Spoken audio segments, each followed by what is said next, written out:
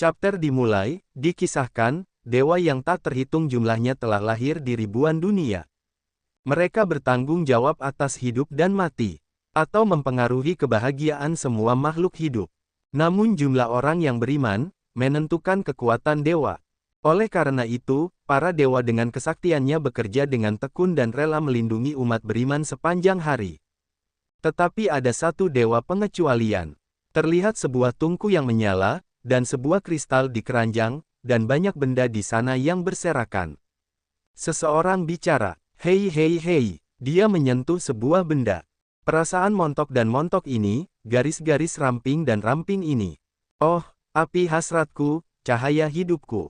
Pria itu tersipu sampai ngiler. Kemudian ada yang memanggilnya, "Fu Xijin." Dia menjawab, "Hah, kamu memanggilku." Pria berambut putih itu adalah dewa pemurnian senjata, bernama Fu Xijin, terobsesi dengan berbaring dan memurnikan senjata, mengabaikan iman. "Apa yang kamu ributkan lagi? Kamu mengoceh di sana." Orang itu adalah dewa api, bernama Zurong, sahabat Fu Xijin.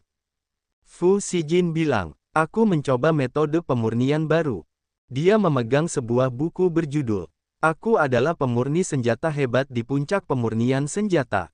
Fu Xijin berkata, buku-buku kuno mengatakan, bahwa menyuntikkan kekuatan ilahi ke dalam senjata sihir yang berbeda dan menyempurnakannya bersama-sama, akan menghasilkan perubahan yang luar biasa. Zurong menanggapi, menyempurnakan begitu banyak senjata ajaib dengan atribut berbeda secara bersamaan membuat menjadi lebih baik, sepertinya akan terjadi ledakan yang mengejutkan bukan? Kemudian, Fu Xijin melempar senjata yang dipegangnya ke dalam tungku. "Hanya bercanda, saya adalah dewa pemurnian senjata, bagaimana mungkin tungku?" Kemudian, tungkunya keluar api ke atas. Engah, dan ada sekrup yang terlempar. Wajah Fu Xijin terlihat panik. Sekrup itu dipegang Zurong. "Apa ini?" Perangkat tungku tripod tahan ledakan. Kemudian, terjadi ledakan di sana. Fu Xijin, kamu, sial. Terlihat, seperti ledakan itu membuat banyak kabut asap di sana. Dan berbagai pecahan senjata di tungku itu, terlempar di berbagai dunia. Dan terlihat, ada yang seperti bola melaju cepat. Dan terlihat, bola itu terjatuh mengeluarkan cahaya kuning. Berpindah di kuil utama, orang-orang di sana pada mendatangi bola kuning dengan sinar petir biru. Seseorang berkata, "Ya Tuhan, dunia kecil tiba-tiba mengalami kekacauan yang hebat." Kemudian terlihat kepala para dewa, dewa utama, yang menyaksikan itu bilang, "Jadi begitu, ayo pergi ke ruang penghakiman." Orang itu, Fu Xijin, mendapat masalah lagi. Berpindah di aula Sengjing, terlihat, Fu Xijin yang berdiri di tengah para dewa. Di situ Fu Xijin rambutnya acak-acakan, pakaiannya robek akibat kena ledakan, dan juga tangannya sudah dirantai. Dewa yang berada di barisan kanan pada menontonnya. Dewa barisan kiri juga pada melihatnya. Diperlihatkan dewa yang pakai sapo, adalah Tuan Bintang Sapo, dewa nasib buruk, dia berkata ke dewa yang ada di sampingnya. "Di hari kerja, saya menasehati dia untuk lebih memperhatikan perlindungan umat, dan jangan hanya fokus pada pemurnian senjata." Kemudian Yuxuan seorang dewa hujan menanggapi, "Tuan Broomstar, jangan bicara omong kosong. Kapan kamu memperingatkan si Jin sebelumnya, kamu menangis dan memohon padanya untuk membuatkan senjata ajaib. Akibatnya, dia tidak memberi Anda senjata apapun, yang membuat Anda menyimpan dendam, dan sekarang Anda mengambil kesempatan itu untuk menambah penghinaan pada cideranya." Kemudian Dewa Api Zurong menarik bajunya Broomstar. Zurong berkata, "Saya pikir dia jelas iri dengan kenyataan, bahwa dia memiliki kekuatan ilahi saat ini, bahkan jika dia tidak memiliki orang yang percaya, dia masih memiliki kekuatan ilahi." Broomstar bilang, Aku iri padanya. Jika ayahnya bukan dewa utama generasi sebelumnya, apakah dia akan terlahir dengan keilahian? Tanpa ketuhanannya, dia bukan apa-apa. Selain itu, sekarang kualinya meledak, menyebabkan ribuan dunia kecil berada dalam kekacauan." Para dewa di sebelah kanan berkata, "Itu benar." Di sisi Fu Xijin, dia tersenyum. "Oh, dengan kata lain, selama saya memulihkan stabilitas dunia kecil, semuanya akan baik-baik saja." Broomstar berkata, Memulihkan salah satunya sama sulitnya dengan naik ke langit, apalagi ribuan dunia kecil ini. Ya Tuhan, segera masukkan dia ke penjara. Fu Xijin bilang. Senjata ajaib itu berisi kekuatan magisku, yang dapat kembali kapan saja, dan dunia kecil dapat kembali normal. Kemudian Dewa Utama bicara, kalau begitu cobalah. Lalu Fu Xijin melepaskan ikatan rantainya. Membuka, lalu dia mengeluarkan kekuatan birunya yang meluap-luap di sekelilingnya sampai aura biru mengalir ke mata, untuk menarik senjata itu kembali. Metodeku, memanggil, tolong kembalilah secepatnya. Dia mengangkat kedua tangannya, dan kemudian energi biru itu melambung tinggi. Dia tersenyum merasa akan berhasil. Dewa Utama yang menyaksikan itu terkejut. Sedangkan Zurong berpikir, saya tidak menyangka, kekuatan sucinya hari ini telah mencapai tingkat ini. Sedangkan Broomstar merasa kesal sampai mematahkan sapunya. Bagaimana mungkin kekuatannya sebanyak itu? Lalu Fu Xijin terkejut mendapat pesan di depannya. Ding, tidak ditemukan. Apa? Dia berpikir, apa yang kuharapkan? Oh, pasti ada yang salah. Biar aku coba lagi. Tolong kembali secepatnya. Kembali dengan cepat. Kembali. Kembali. Lalu Dewa Utama jadi emosi. Sudah cukup. Seseorang datang dan memenjarakan Fu Xijin. Setelah beberapa saat, Fu Xijin dikurung seperti burung di penjara Tianzong. Dia bilang, tidak masalah jika aku tidak bisa mengambilnya kembali, mengapa aku tidak merasakan sedikit pun jejaknya? Di mana tempat ini? Panas sekali dan pengap. Lalu terdengar ada yang bersuara. Siapa yang berbicara? Lalu dada Fu Xijin terlihat membesar. Dan kemudian keluarlah cahaya kuning dari dadanya. Cahaya itu berubah seperti senjata kompas. Itu adalah senjata ajaib bernama Siweiku, dibuat oleh Fu Xijin tahun lalu, digunakan untuk menemukan senjata ajaib yang dibuang secara acak. Fu Xijin bertanya-tanya, rasanya, apakah kamu baru saja berbicara? Siweiku menjawab, ternyata itu pemiliknya. Saya tidak tahu apa yang terjadi, tetapi kejutan yang tiba-tiba membuat saya bisa berpikir, dan saya juga merasakan bahwa semua senjata yang jadi orang telah pergi ke tempat yang sangat jauh. Fu Xijin bilang, tampaknya, dan bisa mikir. Mungkinkah ledakan tungku memberi Anda kesadaran spiritual? Tunggu, bisakah kamu merasakan senjata ajaib lainnya? Weiku menjawab, ya, saya selalu bisa merasakan keberadaan mereka, dan ada senjata ajaib di sana. Lalu Dewa Hujan Yuxuan dan Dewa Api Zurong mendatangi Fu Xijin. Hari ini, dunia kecil telah mengalami perubahan yang luar biasa, karena pengaruh senjata ajaib yang jatuh, dan para dewa menuntut agar ketuhanan Anda dihapuskan. Fu Xijin terkejut. Dewa Api Zurong mengeluarkan apinya. Kamu masih memiliki segel di tubuhmu dan belenggu, sehingga tidak dapat menggunakan kekuatan penuhmu. Biarkan aku membantumu memutuskan sambungan penjara. Yuxuan berkata, penjara surgawi ini terbuat dari adamantite dan tidak bisa dihancurkan. Bahkan mungkin apimu tidak bisa melelehkannya. Zurong bilang, aku harus mencobanya. Fu Xijin berkata, kalian berdua tidak perlu bersusah payah, aku bisa keluar sendiri. Kemudian Fu Xijin mengeluarkan kekuatannya, dia mengangkat tangannya ke atas. Tangkap, lalu senjata yang mengurungnya terbang melingkar seperti beberapa tongkat. Lalu mengecil dan sudah berada di jarinya. Ngomong-ngomong, Yuxuan, Zurong, aku telah menemukan cara untuk memulihkan senjata ajaib. Kalian bantu aku melindungi diriku di depan Dewa Utama. Aku akan datang secepat mungkin. Zurong dan Yuxuan menjawab, baiklah, oke. Lalu Fu Xijin terbang mencari senjatanya. Yuxuan yang melihatnya bilang, saya hampir lupa, bahwa penjara ini dia yang membuatnya sendiri. Orang ini. Fu Xijin mulai terbang ke dunia berbeda, untuk mencari senjata. Fu Xijin bertanya ke Siweiku, apakah kamu yakin senjata ajaib itu ada di dunia kecil ini? Terlihat, Siweiku yang meminta Fu Xijin membuatkan sosok manusia untuknya. Siweiku menjawab, aku tidak mungkin salah. Guru, yang harus Anda lakukan adalah datang ke dunia kecil dengan rahasia jiwa yang Anda miliki. Kebetulan saya merasakan ada tubuh yang bisa dirasuki di dekat senjata ajaib. Fu Xijin bilang, apakah masih ada tubuh yang bisa dirasuki? Tinggal masuk saja dan selesaikan. Siweiku berkata, Dunia kecil ini tidak mampu menahan kekuatan suci tuanku. Jika Anda datang ke sini dengan gegabah, dunia kecil akan langsung runtuh, mohon berpikir 2 kali, Guru. Fu Xijin menanggapi, oke, beri waktu aku sebatang dupa, untuk menyelesaikan daur ulangnya. Terlihat, tubuh Fu Xijin sebesar dunia kecil, dan dia akan menyesuaikan tubuhnya, untuk memasuki tubuh orang di dunia kecil itu. Si Weiku berpikir, ini salahmu, kalau kamu terlalu kuat. Berpindah, di sebuah tempat, Fu Xijin yang sudah merasuki tubuh orang lain bilang, kepalaku sakit, apakah sangat tidak nyaman untuk merasuki tubuh orang? Kemudian Weiku memanggilnya, tuanku. Terlihat, Weiku dari atas turun menghampiri Fu Xijin. Rupanya sang master telah berhasil memasukinya. Fu Xijin bertanya, di mana senjata ajaib yang kamu janjikan? Weiku menjawab, Guru, mohon bersabar, informasi dunia ini sedang dimuat.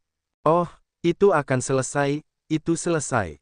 Dunia kecil ini adalah dunia budidaya makhluk abadi, dan ini adalah alam rahasia mewarnai tempat budidaya berburu harta karun. Sekarang kita berada di istana bawah tanah alam rahasia. Lalu Fu Xijin bertanya, bagaimana dengan senjata ajaibnya? Si Weiku menjawab, itu dia. Terlihat, ada gadis yang jatuh pingsan di tempat itu. Fu Xijin yang melihatnya bilang, tampaknya terlalu terburu-buru untuk mempercayai apa yang dikatakan oleh senjata ajaib, yang baru saja membuka kecerdasan spiritualnya. Weiku menangis bilang, saya mendengar semuanya Guru. Lalu Fu Xijin matanya terbuka lebar. Mungkinkah, perubahan luar biasa yang disebabkan oleh kombinasi kekuatan suci, dan senjata ajaib yang disebutkan dalam buku kuno, merujuk pada hal ini? Lalu Fu Xijin mengeluarkan kekuatannya untuk memeriksa gadis itu. Gadis itu terluka di perutnya. Dan kemudian di dadanya terlihat gambar ikan. Gadis itu adalah senjata ajaib, kunci berbentuk ikan, memiliki kekuatan yang sangat kuat untuk menahan roh. Fu Xijin bilang, itu benar-benar senjata ajaibku. Pantas saja aku tidak bisa merasakannya sepanjang waktu. Ternyata dia sudah berubah menjadi manusia. Kemudian Fu Xijin menggendongnya. Sekarang kita sudah menemukannya, ayo pergi. Weiku menanggapi. Siap, Master. Lalu Weiku mengeluarkan sebuah formasi. Teleportasi dimulai. Mendesis. Keluarlah sebuah portal teleportasi warna biru. Saat Fu Xijin akan melangkah masuk teleportasi. Gadis kunci ikan merasakan kesakitan. Dan di luar jadi muncul petir yang menyambar. Weiku berkata, Master, senjata ajaib dan dunia kecil ini menunjukkan tanda-tanda kehancuran. Kemudian Fu Xijin dan gadis itu tersambar petir, lalu dia memerintah. Si Weiku, batalkan portalnya. Weiku menjawab, ya, oke. Kemudian cahaya portal mulai menghilang. Fu Xijin dan Weiku melihat ke atasnya, petirnya yang banyak tadi sudah hilang, dan keadaan kembali seperti semula. Fu Xijin berkata, rupanya setelah kunci berbentuk ikan menjadi manusia, batasan sebelumnya masih ada. Weiku bertanya, batasan apa? Fu Xijin bilang, ini adalah cerita yang panjang. Suatu ketika, seorang dewa mengaku bekerja di dunia bawah, memintaku membuatkan cermin untuknya yang bisa menyerap jiwa. Karena penasaran, aku setuju. Proses pemurniannya juga sangat lancar. Namun setelah cermin penangkap jiwa dibuat, kekuatannya melebihi ekspektasi, jadi saya berbohong dan menyatakan bahwa pemurniannya gagal, namun dia tidak mempercayainya, dan mencoba mencuri cermin tersebut. Untungnya, saya menemukannya tepat waktu, dan kemudian diasingkan ke hutan belantara oleh pemimpin dewa karena kejadian ini. Sejak saat itu, untuk mencegahnya jatuh ke tangan penjahat, saya menyiapkan mekanisme penghancuran diri. Mekanisme tersebut akan menghancurkan diri sendiri, kecuali digunakan atau diambil oleh pemilik yang diakui. Siapa sangka sekarang senjata sakti itu menjadi manusia, yang durhaka adalah saya sendiri. Si Weiku bertanya, Guru, mengapa dunia kecil baru saja runtuh? Fu Xijin menjawab, seharusnya kunci berbentuk ikan itu, memiliki semacam hubungan asli dengan dunia kecil ini. Weiku berkata, lalu tidakkah kamu ingin senjata ajaib itu mengenali pemiliknya lagi, dan memutuskan hubungannya sehingga kita bisa membawanya pergi? Fu Xijin bilang, Jangan panik, saya sudah memainkan ribuan gal game, jadi jika Anda ingin menaklukkan seorang gadis, ya, itu mudah. Kemudian gadis kunci ikan itu mulai sadar. Si Weiku berkata, Tuan, dia sudah bangun. Fu Xijin bilang, langkah pertama adalah membangkitkan ingatan dan membangun koneksi. Kemudian Fu Xijin menatap gadis itu, dengan ekspresi aneh. Anda sudah bangun, Master ada di sini, jangan takut. Lalu Fu Xijin menyentuh dagunya. Gadis itu melihat Fu Xijin dengan wajah tersipu. Master, Fu Xijin menjawab, ya, ini aku. Lalu, dengan wajah marah, gadis itu langsung menampar Fu Xijin. Lancang, saya adalah tetua sekte dari sekte turunan, Nangongzi. Bagaimana saya bisa menjadi mainan orang seperti Anda? Si Weiku berkata, Guru, saya baru mengetahui bahwa lebih dari 10 tahun telah berlalu di dunia kecil, sejak dia jatuh hingga sekarang. Sepertinya tidak ada ingatan kapan dia menjadi senjata ajaib. Fu Xijin bilang, kamu tidak mengatakannya sebelumnya. Si Weiku menanggapi, karena menurutku kamu punya banyak pengalaman. Lalu Fu Xijin berkata, Yang mulia, mohon tetap di sini. Lalu tangan Fu Xijin menghadangnya. Saya melihat Anda terluka parah. Mengapa Anda tidak membiarkan saya menyembuhkan luka Anda sebelum pergi? Berbisik, tidak apa-apa. Bahkan jika Anda tidak memiliki preferensi dasar, belum terlambat untuk membangun kembali sekarang, dengan wajah saya yang tampan dan keren di angin. Lalu dengan kesal, Nangongzi meninju Fu Xijin sampai terpental. Lebih baik manjakan dirimu. Fu Xijin yang berbaring di tanah bertanya. Mengapa begitu sulit untuk ditaklukkan? Si Weiku menanggapi. Guru, mengapa Anda tidak memeriksa ingatan tubuh pemilik aslinya terlebih dahulu, dan melihat apa yang terjadi sebelumnya? Fu Xijin menutup matanya sambil bilang, itu masuk akal. Tubuh ini memiliki nama yang sama dengan dewa aslinya, tetapi tidak seberbakat dewa aslinya. Dia adalah murid pemula dari lembah pasir hisap. Karena bakat kultivasinya sangat buruk, dia memohon kepada gurunya, untuk mengizinkan dia datang ke alam rahasia, untuk mencari ramuan spiritual guna meningkatkan kultivasinya. Akibatnya, rumput spiritual yang ditemukan idiot ini menjadi sasaran sekte lain. Dia benar-benar mendorong aku dari tebing. Si Weiku berpikir, wah, sepertinya Tuan sedang marah. Cerita berlanjut. Saya jatuh ke istana bawah tanah ini, dan kebetulan menimpa Nangongzi yang terluka parah. Sedangkan untuk Nangongzi, menurut ingatan aslinya, dia adalah bayi terlantar yang dijemput oleh sekte turunan. Dia memiliki bakat kultivasi yang sangat tinggi dan ditetapkan sebagai penatua di tahap jiwa yang baru lahir. Dia adalah kekasih impian semua kultivator pria, namun sejauh ini belum ada kultivator pria yang berhasil memikat hatinya. Berpindah di luar reruntuhan, Nangongzi berjalan sambil menahan lukanya. Lalu ada yang berkata, Penatua Nangong, kemana saja Anda selama ini? Kami tidak mudah menemukan Anda. Ternyata yang bicara adalah seorang dari murid sekte 100 binatang. Nangongzi bertanya, apa yang ingin kamu lakukan? Kedua orang dari sekte binatang itu memikirkan ide buruk, dan menatap Nangongzi dengan penuh nafsu. Lalu berkata, tentu saja, aku akan mengajakmu melakukan hal-hal bahagia bersama. Murid sekte 100 binatang bilang, saya tidak menyangka bahwa Anda, seorang tetua yang bermartabat dari sekte turunan, akan menyelinap ke dunia rahasia ini untuk berburu harta karun, dan dilukai oleh monster yang menjaga harta rahasia. Kehendak Tuhan memang seperti ini, kenapa Penatua Nangong tidak membantu kami? Kemudian Nangongzi mengeluarkan pedangnya. Jangan lupa bahwa saya sedang berada di tahap Naschen Sol. Bahkan jika saya terluka parah, kalian, jangan pernah berpikir untuk menyakiti saya, selama Anda masih berada di beberapa tahap pembentukan pil. Lalu murid-murid sekte 100 binatang mengeluarkan energi spiritual di tangannya. Penatua Nangong bicaramu terlalu sombong. Murid sekte 100 binatang tampak yakin dia bisa mengalahkan Nangongzi. Jangan khawatir, aku akan melunakkanmu nanti. Murid-murid dari sekte binatang bekerja sama mengeluarkan jurusnya. Harimau bayangan raksasa, dan muncullah bayangan harimau besar di depan Nangongzi. Harimau besar itu menyerang Nangongzi melompat menghindar. Nangongzi bersiap menyerang balik. Senjata pedangnya dialiri dengan energi ungu. Lalu dia menebas tangan harimau itu, kemudian dia menebas wajah harimau, tetapi harimau itu tidak terluka sama sekali. Nangongzi berpikir, apa yang terjadi dengan binatang spiritual ini? Ia tidak bisa dibunuh. Lalu Nangongzi merasakan sakit. Bekas lukanya mengeluarkan darah. Dalam hatinya bilang, tidak, lukanya telah terbuka lagi. Kemudian, murid Sekte 100 Binatang melemparkan senjata. Dan senjata itu mengunci pedang Nangongzi. Sekte 100 Binatang kita berbeda dari masa lalu. Bahkan para master di tahap transformasi dewa tidak dapat menghentikan makhluk roh kita. Harimau itu mengaum dengan marah, dengan mata beraura merah, dia akan menyerang Nangongzi. Lalu tiba-tiba muncul sinar biru, sinar itu langsung membelah harimau besar itu dengan cepat.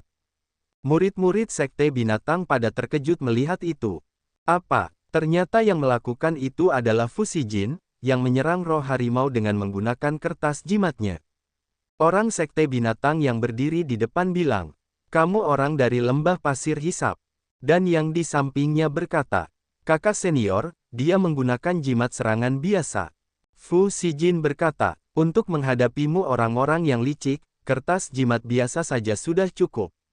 Dalam hatinya bilang, faktanya, itu karena pemilik aslinya tubuh ini sangat miskin dan tidak memiliki senjata sama sekali. Orang-orang murid Sekte 100 Binatang berkata, hanya saja waktu untuk memanggil makhluk roh kita akan segera habis, dan kamu memanfaatkannya.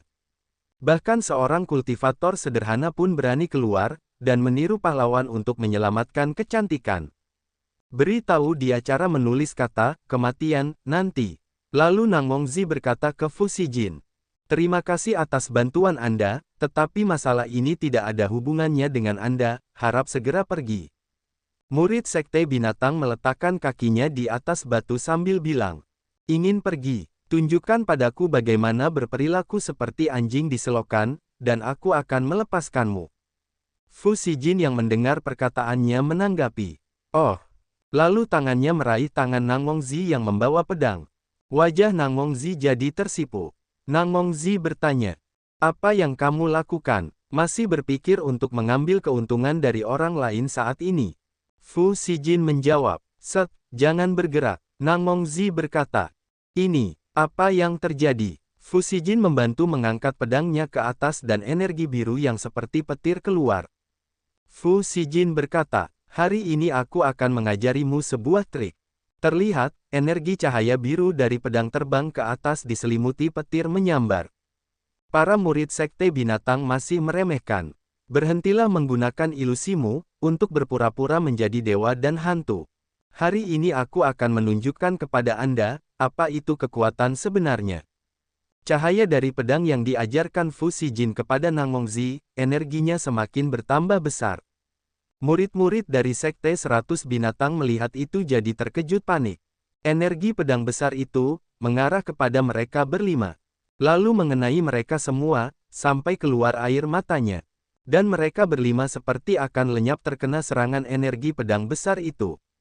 Energi pedangnya sampai membelah lokasi di sana. Setelah beberapa saat, kabut akibat serangan pedang mulai menghilang.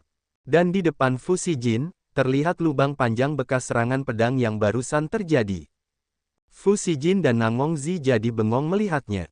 Fu Xijin berkata ke Weiku, hei, efek ini jauh dari yang saya bayangkan. Si Weiku menanggapi, guru, ini hanya karena sebagian besar kekuatan ilahi Anda diberikan kepada senjata ajaib, sedangkan bagian lain dari kekuatan ilahi Anda dilarang oleh Tuhan. Di sisi lain, Nangongzi berpikir, dengan mudah memegang pedang yang sebanding dengan kekuatan Mahayana. Fu Xijin yang berada di belakangnya berkata, haha, apakah menurutmu aku begitu tampan? Nangongzi bilang, sampai kapan kamu akan terus memelukku?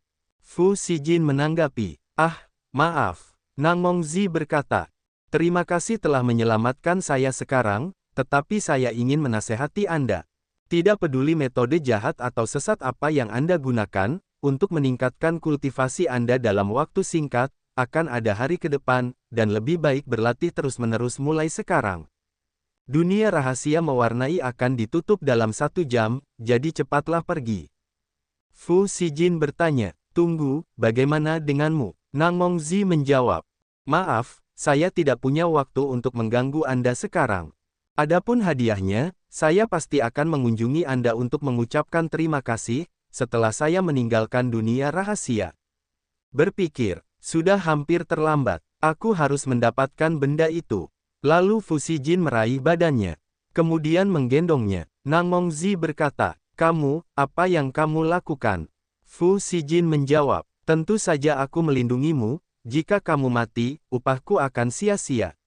Nang Mongzi bilang, kamu, kalau ada bahaya jangan menyesal. Fu Xijin menjawab, oke, kemana kita akan pergi sekarang? Nang Mongzi menjawab, di sana.